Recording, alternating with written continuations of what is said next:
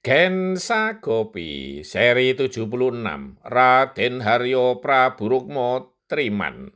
Setelah saling berkabar keselamatan tentang keadaan masing-masing, sesuai adat istiadat yang berlaku. Kemudian Raden Haryo Praburukmo menanyakan tentang Ki Ontogupo, yang sejak tadi kok tidak kelihatan. Ki Ontogupo sudah sejak sebelum fajar berangkat ke Pakuwon. Ada pertemuan para demang. Kira-kira petang nanti baru kembali. Ken Sagopi menjelaskan. Raden Haryo Praburukmo hanya mengangguk-angguk walau sedikit kecewa. Kemudian Ken Sagopi menanyakan tentang keadaan seputar Keraton Manduro.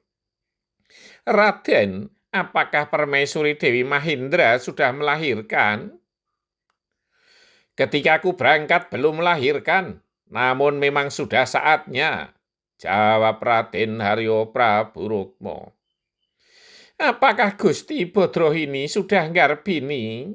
Ken Sagopi ingin tahu. Aku tidak tahu nih, jawab Raden Haryo Praburukmo jujur.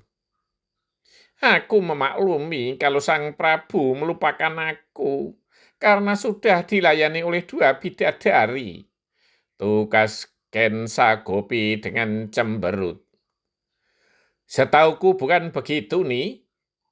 Buktinya sudah tidak sudi berkunjung ke Widoro Kandang. Koko Prabu adalah seorang raja, tidak seperti dahulu ketika masih seorang pangeran. Bisa pergi kapan saja, berkata Raden Haryo Praburukmo. Ken Sagopi tidak menjawab. Ia mencoba memahami apa yang dikatakan oleh Raden Haryo Praburukmo. Bagi seorang raja, daun dan batu seolah bermata dan bertelinga. Kemanapun perginya pasti akan diketahui oleh rakyatnya. Raden Haryo Praburukmo membuat perumpamaan. Ken Sagopi hanya mengangguk-angguk mencoba memahami. Lebih dari itu, keselamatan raja adalah segalanya, imbuh Raden Haryo Praburukmo. Raden Haryo Praburukmo merasa mendapat jalan untuk menyampaikan maksudnya tentang surat kekancingan yang ia bawa. Ketika tiba-tiba seorang anak datang menghampiri sambil berkata, "Ibu, aku ingin ke kali mencari ikan bersama kawan-kawan." "Hayo, menghaturkan sembah bekti dulu kepada gustimu yang dari kota raja," pinta Ken Sagopi kepada anak itu, yang tak lain adalah Udowo. Udowo pun dengan sopan namun lugu melaksanakannya.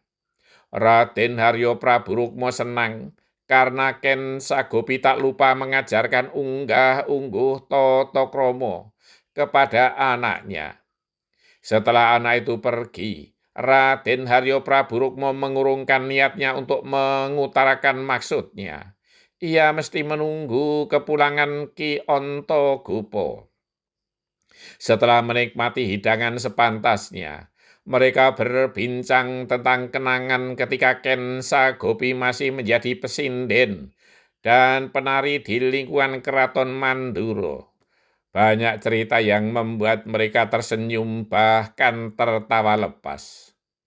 Sementara itu, di negeri Guo Barung, Raden Kongso tengah gladi, diadu melawan para prajurit yang telah lolos dari pendadaran. Raden Kongso yang masih muda taruna, remaja itu, mampu mengimbangi prajurit yang menjajalnya. Bahkan prajurit itu kewalan untuk menahan serangan-serangan Raden Kongso yang melandanya. Prajurit itu pun jatuh bertekuk lutut, menyerah. Prajurit berikutnya menggantikannya. Ia yang telah mengetahui kemampuan Raden Kongso menjadi lebih berhati-hati. Namun ia pun tak bertahan lama. Selagi mereka gladi, datanglah seorang prajurit menghampiri Dityo Surati Montro. Ia adalah prajurit Telik Sandi yang ditugaskan di Manduro. Ia mengabarkan bahwa Permaisuri Dewi Mahindra telah melahirkan seorang anak laki-laki. Tentu akan menjadi putra mahkota. Bayi itu harus kita bunuh, perintah Dityo Suratimontro.